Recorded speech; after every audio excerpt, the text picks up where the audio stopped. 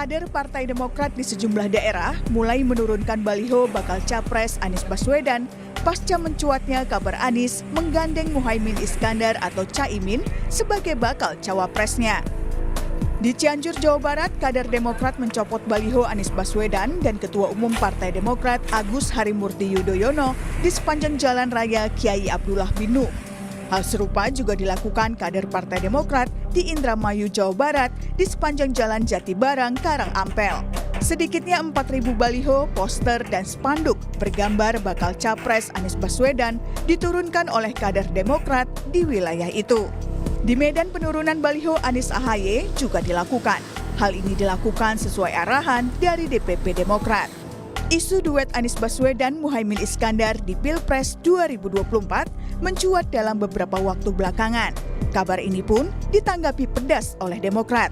Sebagai bagian dari koalisi pendukung Anies Baswedan di Pilpres 2024, Demokrat merasa dikhianati. Tidak menduga bagaimana teman-teman Nasdem dan Mas Anies bisa di belakang kami bersekongkol membuat koalisi baru. Ini koalisi baru. Kenapa? Karena di surat perjanjiannya yang kami tahu itu adalah Nasdem dan PKB bersepakat mengusung Mas Anies dan Caimin.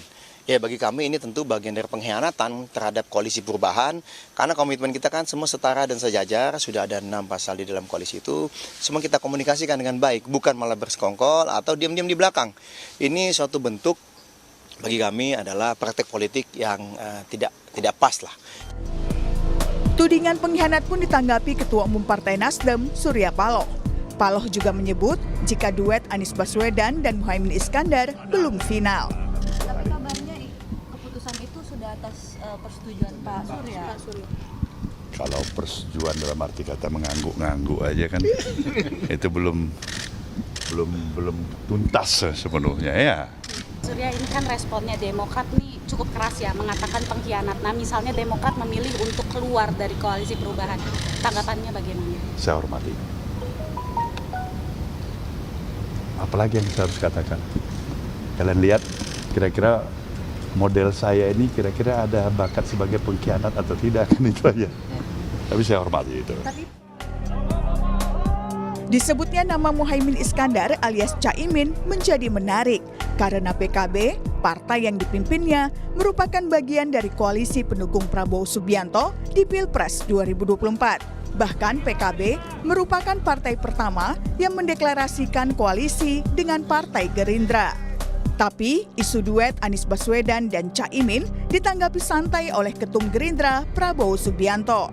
Dia mengaku belum mendapat kabar PKB hengkang dari koalisi.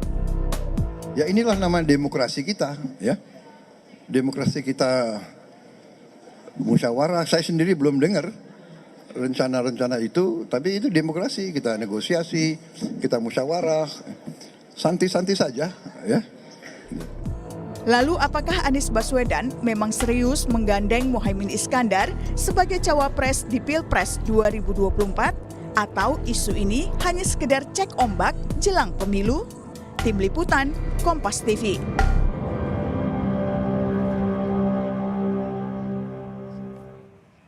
Saudara, isu duet Anies Baswedan Muhaimin Iskandar di Pilpres 2024 mencuat dalam beberapa waktu belakangan. Duet ini pun ditanggapi berbagai pihak karena faktanya Anies dan juga Caimin ini berasal dari koalisi partai yang berbeda. Lalu benarkah ada pengkhianatan atau hanya sekedar dinamika politik? Kita bahas bersama dengan sejumlah narasumber kita di pagi hari ini. Sudah ada juru bicara Partai Demokrat, Bizka Putri Pamungkas, dan juga ada pengamat politik dari Universitas Al-Azhar Indonesia, Ujang Komarudin. Selamat pagi Mbak Diska, selamat pagi Kang Ujang. Selamat pagi Mbak Disti, Mbak Diska, Assalamualaikum.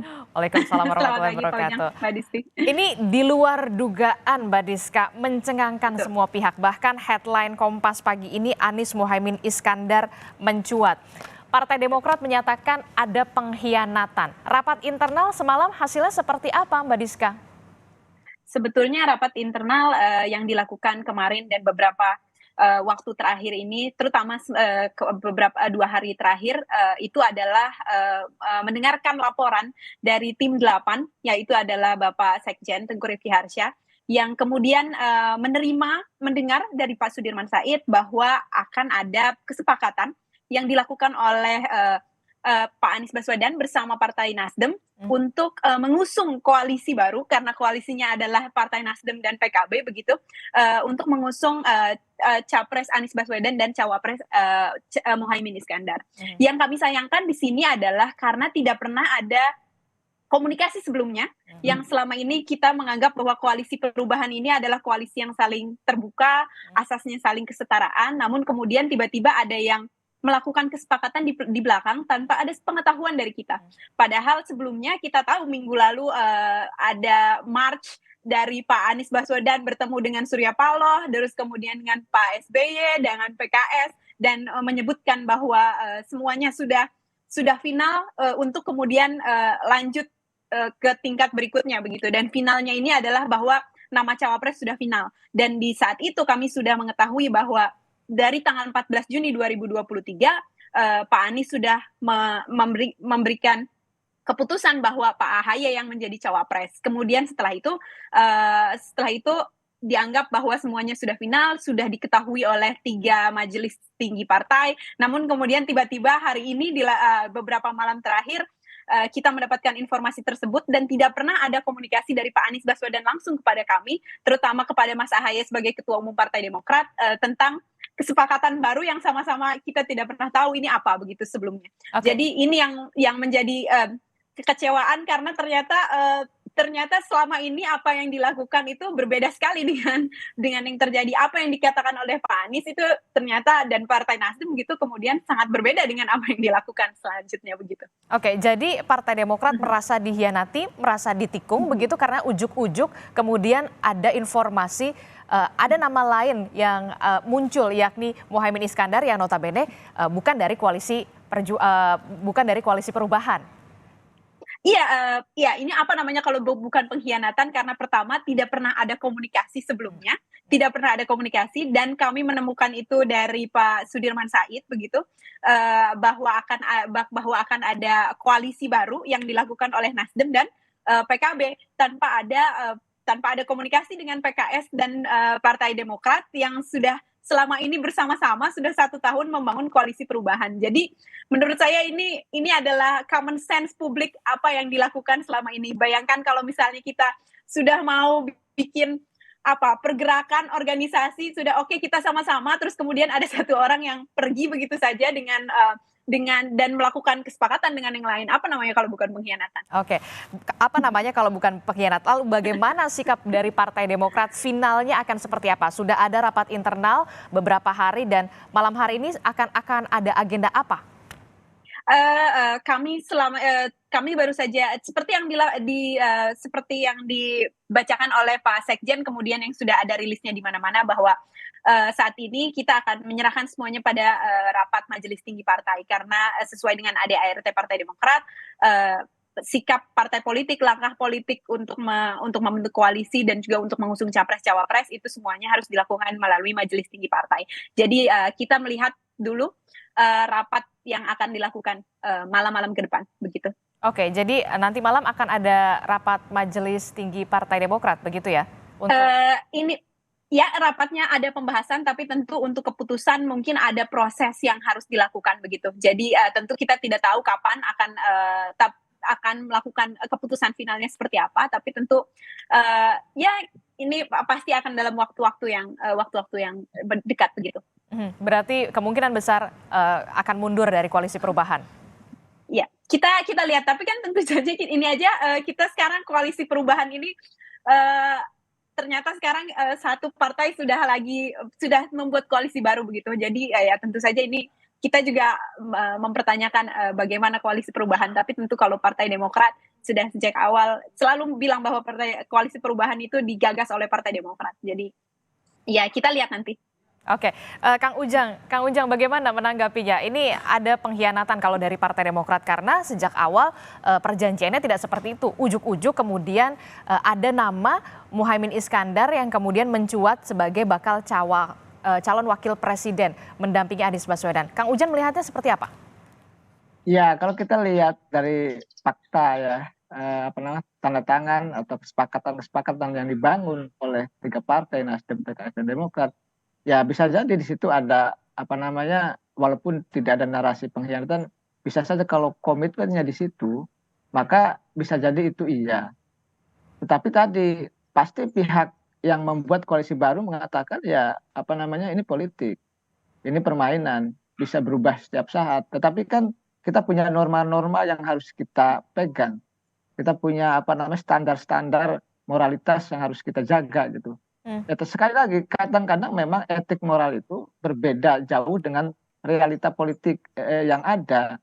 Nah, saya teringat dengan pernyataan saya sejak lama, itu all Jokowi's men ya, atau all president men. Nah, ketika misalkan Nasdem bergabung dengan PKB, ini sebenarnya kan yang kemarin-kemarin gitu, Nasdem ingin bergabung dengan partai oposisi, PKS dengan Demokrat, tapi akhirnya ujungnya membuat sebuah koalisi baru yang semua partai pemerintah. Prabowo partai pemerintah, lalu PDIP juga partai pemerintah, dan Nasdem PKB juga partai pemerintah. Ujung-ujungnya ketika itu terjadi, maka Jokowismen itu hadir. Nah, persoalannya adalah tadi dengan adanya skema seperti itu, skema baru, maka posisi Demokrat dan PKS kan menjadi sebuah dilema tersendiri karena merasa ditinggalkan dan merasa dipecah gitu. Dan seandainya Demokrat keluar dan PKS bergabung pun dengan Nasdem, PKS hanya akan menjadi pengikut, hanya akan menjadi follower, bukan menjadi penentu. Oleh karena itu ya saya melihat indikasi-indikasi apa namanya, mohon maaf ya, ketidakkuatan Nasdem dalam konteks menjaga konsistensi untuk ada di koalisi perubahan itu memang kelihatan. Kelihatannya misalkan semenjak J Plate ditangkap oleh kejaksaan, lalu sejak bisnis Surya Paloh juga banyak dialihkan kepada perusahaan yang lain gitu. Banyak persoalan-persoalan yang menimpa Nasdem. Akhirnya ya dalam ujung dari semua drama itu kelihatannya Nasdem tidak kuat menanggung itu. Dan suka tidak suka, senang tidak senang harus berkompromi dengan Pak Jokowi. Nah, kompromi itu kelihatannya skemanya skema Anies Cak Imin itu. Karena kita tahu pula pasca apa namanya keputusan ingin mengusung Anies dan Cak Imin, Surya Paloh bertemu dengan Pak Jokowi.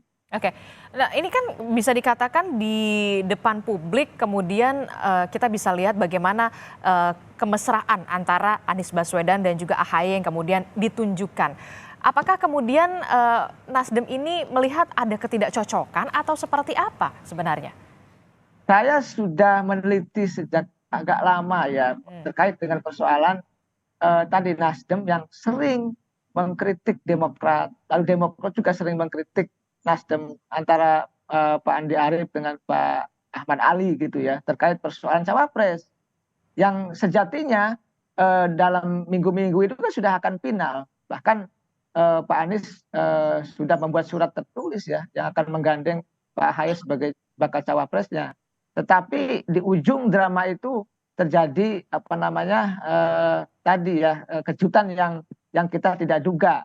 Karena harus berpasangan dengan Cak Imin. Ya kelihatannya kalau bahasa media itu kan kawin paksa lah ya. Kawin paksa, Demokrat diminta kawin paksa, tentu ya tidak akan mau. Nah, dalam konteks perjodohan kawin paksa itu, ya imbasnya pasti akan ada perpecahan, imbasnya pasti akan ada apa namanya konflik. Dan tadi oleh karena itu keluar narasi-narasi yang katakanlah mengatakan bahwa itu bentuk pengkhianatan, bentuk persekongkolan, dan narasi negatif lainnya yang mengenai Partai Nasdem atau Pak Anies Baswedan. Oke, yang kemudian jadi pertanyaan semua pihak pastinya, lalu bagaimana ini sikap dari Partai Demokrat?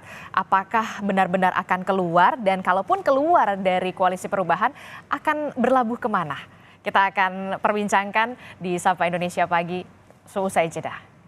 Masih menyambung dialog di pagi hari kita bersama dengan juru bicara Partai Demokrat Diska Putri Pamungkas dan juga ada pengamat politik dari Universitas Al-Azhar Indonesia Ujang Komarudin. Saya langsung ke Mbak Diska deh.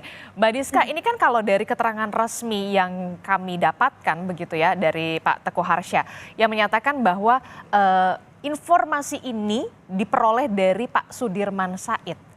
Bagaimana ini ceritanya? Jadi kalau melihat dari kronologis yang sudah juga disampaikan kepada publik bahwa kemudian ada, jadi kami mendengar itu dari Pak Sudirman Said, kebetulan tim 8, karena tim 8 berkomunikasi begitu, dan itu dilakukan, dan berita itu kemudian disampaikan oleh Pak Sudirman Said. Lah, lalu setelah itu tim 8 juga mengkonfirmasi itu kepada Pak Anies, dan Pak Anies mengonfirmasi bahwa akan ada dukungan dari PKB dan membuat pengusungan pasangan capres cawapres antara Anies Baswedan dan Pak Muhaimin Iskandar begitu. Jadi kami melihatnya ini seperti kayak langsung saja begitu, sedangkan selama ini kalau Partai Demokrat bahkan hanya bertemu dengan PDIP, hanya bertemu dengan Gerindra membuka komunikasi, kami selalu membuka komunikasi seperti yang kita tahu bahwa kami selalu berkomunikasi dengan tim 8, namun kemudian ada partai yang bahkan untuk membuat kesepakatan sebesar ini tidak ada komunikasi sama sekali dengan Partai Demokrat yang ada di koalisi perubahan begitu. Penjelasan dari Pak Anies pada saat ditelepon itu seperti apa? Kami tidak tahu apa, tapi yang jelas mengkonfirmasi itu. Yang kami dapatkan adalah mengonfirmasi itu.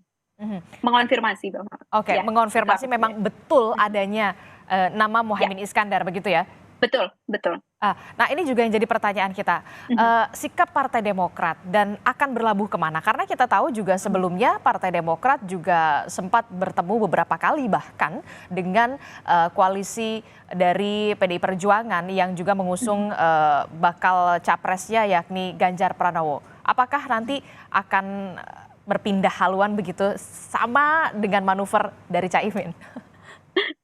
Jadi tentu kalau kami pertama ini ini adalah langkah yang harus dilakukan yang harus melalui diskusi yang besar dengan Ketua Majelis Tinggi Partai. Jadi ini semuanya kami serahkan.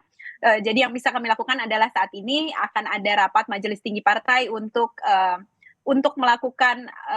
memutuskan langkah ke depan seperti apa. Tapi tentu sama seperti sebelumnya, Partai Demokrat selalu membuka jalur komunikasi dengan semuanya. Intinya adalah tentu harus ada konsolidasi nasional. Kami selalu dengan semangat bahwa kita harus saling bersama-sama konsolidasi nasional dan semuanya akan terbuka begitu. Jadi sama seperti sebelumnya, kita akan selalu terbuka dengan berbagai kemungkinan, dan juga kalau komunikasi Mbak dan publik juga tahu Partai Demokrat selama ini selalu terbuka komunikasi dengan banyak partai politik di luar koalisi begitu. Oke, nah untuk langkah yang paling awal dilakukan adalah betul men-take down semua baliho yang ada bergambar Anies dan AHY? Iya betul, kalau itu betul karena itu sudah ada dari DPP sudah ada sudah ada instruksi untuk men-take down itu, karena ya tentu sudah kalau ada kesepakatan baru ya itu apa yang harus kita harapkan dari street media yang ternyata ada satu yang berkhianat begitu kan. Jadi apa yang harus diharapkan. Jadi itu instruksi yang dilakukan oleh DPP Partai Demokrat. Ya, oke, Kang Ujang ini kalau kita ibaratkan ini ya, kalau lagi pacaran, lagi sayang-sayangnya, kemudian ini di ghosting, ditinggal, Kang Ujang. Kang Ujang? Halo Mbak. Oke. Iya, ini kalau lagi pacaran, ini lagi sayang-sayangnya, kemudian ini di ghosting, ini gimana Kang Ujang? Makanya saat ini muncul kan istilah tadi, perselingkuhan, pengkhianatan, persengkolan, ya narasi-narasi negatif yang tertuju pada Anies dan Nasdem. Ya memang kenyataannya seperti itu. Ya saya sudah katakan tadi ketika sudah saling dekat gitu ya, antara dua kekuatan insan cipta lah ya, insan putra putri gitu, sedang pacaran, lalu tahu-tahu ada persoalan, itu sakitnya tuh di sinilah di dada gitu. Nah dalam konteks itu saya melihat kita kalau bicara politik kan cuma ada dua, ada loyalitas, ada kesetiaan, dan ada pengkhianatan. Dan konteks pengkhianatan itu kan banyak terjadi di lingkup politik nasional kita, seolah-olah memang ini menjadi sebuah kebiasaan yang tidak pernah tuntas, tidak pernah selesai. Nah tentu ke depan kita harus bangun sebuah konstruksi ya, narasi politik yang sehat, tapi memang sulit Mbak. Bahkan begini, kalau kita ibaratkan tadi pacaran, lalu saya juga bisa ibaratkan bahwa itu adalah perjodohan ya. Kalau jodoh itu kan sudah akad nikah. Sama juga ini dalam konteks pencapresan ini, mencari jodoh siapa capres dan cawapresnya, maka sesungguhnya koalisi itu terjadi secara sah dan meyakinkan gitu kalau sudah terjadi kesepakatan bersama dan sudah didaftarkan di KPU. Tetapi memang kalau kita baca Nasdem, PKS, Demokrat, memang ini kan sudah tanda tangan ketiga-tiganya untuk bersepakat mengusung Anies, dan di saat yang sama katakanlah ya kemarin dan bahkan kelihatannya besok akan dideklarasikan pasangan Anies dan Cak Imin itu. Dan saya sih mengamatinya ya sebagai orang yang ada di kampus lah, sebagai analisis politik atau sebagai pengamat politik yang ingin mengatakan bahwa sesungguhnya ya ini games, ini permainan yang selama janur kuning belum melengkung pasti akan banyak pengkhianatan, akan banyak tadi persekongkolan ataupun perselingkuhan di dunia politik. Karena sejatinya tadi mereka mengatakan ya belum didaftarkan dan punya alasan untuk berkelit dengan berbagai macam argumentasi. Sebelum janur kuning melengkung kemungkinan masih bisa terjadi. Nah, biasanya nih kalau yang dihianati biasanya akan ada pembuktian, Kang Ujang. Nah, Kang Ujang sendiri melihat pembuktian Demokrat ini seperti apa nanti akan manuvernya? Betulkah akan merapat ke koalisi yang bisa dikatakan sebelumnya sudah ada juga pertemuan-pertemuan dengan Mbak Puan begitu? Ya, kalau saya sih melihat politik rasional saja. Apa atau koalisi mana yang menguntungkan bagi Demokrat, baik dalam konteks sesuai dengan platform partai maupun dalam konteks kepentingan politik. Artinya kan Demokrat bagaimanapun kan ketika berkoalisi atau bergabung dengan koalisi tertentu itu kan ingin menang. Nah, kira-kira kemenangan itu ada di koalisi mana, itu menjadi penting. Oleh karena itu rasionalitas dan objektivitas dalam melihat dan menghitung atau mengkalkulasi langkah politik itu penting.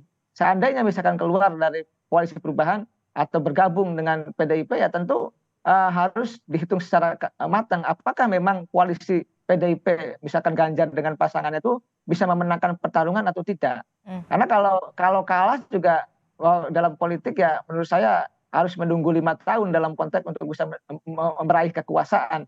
Jadi ya rasionalitas dan kalkulasi yang rasional itu menjadi penting dalam konteks ingin membangun hidup baru lah ya tadi ya, setelah diselingkuhi gitu ya, setelah dihianati, setelah terjadi persekongkolan, tentu Demokrat ingin punya hidup baru yang tentu ingin menguntungkan bagi partainya dan bagi kader-kadernya di seluruh Indonesia. Nah, Mbak Diska, sesuai dengan rasional, kalkulasinya seperti apa? Akan ada hidup baru, betulkah? Akan ada hidup baru, koalisi baru? Kita masih belum tahu seperti apa. Tentu ini harus melalui rapat dan diskusi oleh Majelis Tinggi Partai. Jadi kita lihat nanti langkahnya seperti apa begitu. Jadi untuk langkah ke depan kita lihat setelah ada pembahasan khusus mengenai langkah politik ke depan oleh Majelis Tinggi Partai begitu.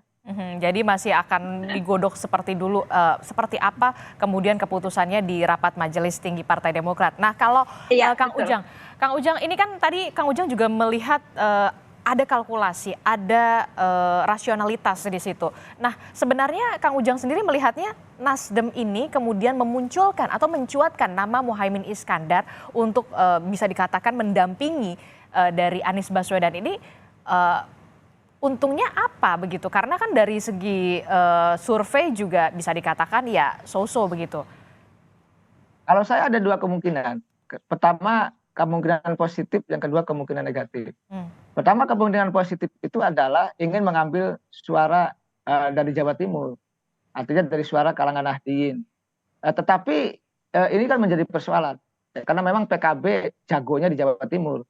Yang menjadi persoalan adalah ingin meraih suara NU, tapi antara PBNU dengan PKB-nya kan tidak sejalan, tidak searah.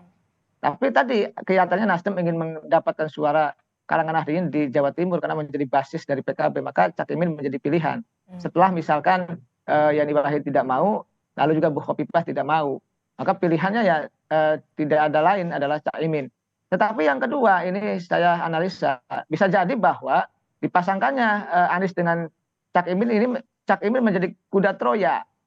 Jadi masuk untuk juga memecah belah dari dalam koalisi perubahan kan bisa saja. Sehingga tadi Demokrat marah, PKS juga sekarang kelihatannya sedang lihat situasi begitu. Jadi ini kan bagian dari pemecah belah koalisi perubahan. Dengan berbagai macam cara tidak jadi, ya sudahlah, masukkan Cak Imin saja. Sehingga terbukti kan hari ini kita lihat misalkan Demokrat akan mengambil sikap gitu, bahkan menurunkan baliho-baliho di banyak daerah, termasuk PKS kelihatannya juga akan mengambil sikap. Ini bagian tadi ada dua kemungkinan itu, kemungkinan untuk bisa mendapatkan suara di Jawa Timur dari PKB, tetapi di saat yang sama juga bisa jadi bagian daripada strategi kuda Troya yang dilakukan pihak tertentu untuk memecah belah koalisi perubahan. Oke. Nah, kalau Mbak Diska sendiri menanggapinya seperti apa? Apakah ini kemudian bisa dikatakan pemicu untuk memecah belah koalisi?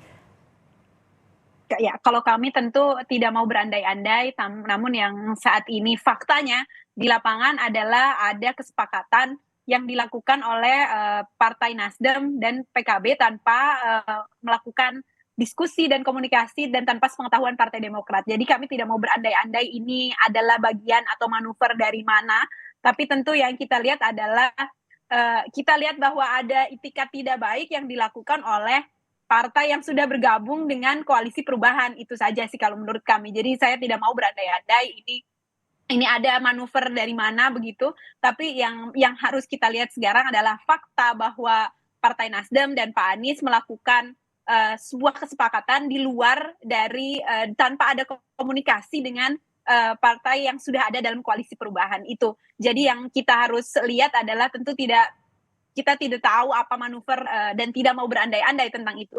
Namun tentu yang faktanya adalah yang dilakukan adalah ternyata ada ill will yang dilakukan oleh Partai Nasdem dan Pak Anies begitu untuk tiba-tiba saja keluar dari koalisi perubahan begitu. Oke, Kang Ujang terakhir. Semalam atau kemarin sore Prabowo menyatakan ya santai-santai saja, itu dinamika dari politik, sah-sah saja itu bisa dilakukan. Kang Ujang melihatnya bagaimana Prabowo ini? Ya kan begini, ada permainan cantik yang dilakukan oleh pihak tertentu kalau saya ya. Kenapa?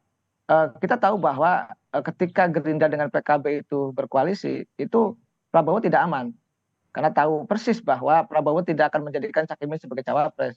Artinya pilihannya Cak Imin pasti lari, pasti keluar. Oleh karena itu ya tadi Pak Prabowo tidak pernah memunculkan atau mempublish nama cawapresnya. Karena tahu bahwa PKB itu pasti akan keluar. Nah, di saat yang sama pasca masuknya PAN dengan Golkar didorong katakan oleh kekuatan tertentu masuk ke Prabowo. Nah, disitulah sebenarnya Prabowo agak lega. Kenapa? Karena walaupun PKB keluar, Cak Imin keluar, tetapi masih aman. Dengan adanya PAN dengan Golkar, Prabowo bisa menjadi capres. Coba kalau PAN-nya tidak masuk, Golkarnya tidak masuk, lalu Gerindra hanya dengan PKB, PKB-nya keluar, Prabowo tidak bisa menjadi capres. Itu kan menjadi sebuah kerugian besar. Oleh karena itu pernyataannya Prabowo, ya saya mengatakan karena santai, ya karena sudah aman ada PAN dengan Golkar yang dia bisa menjadi capres begitu. Oke, tentu saja kita masih akan tunggu bagaimana keputusan ataupun keterangan resmi dari Partai Demokrat soal sikap dari Partai Demokrat ini.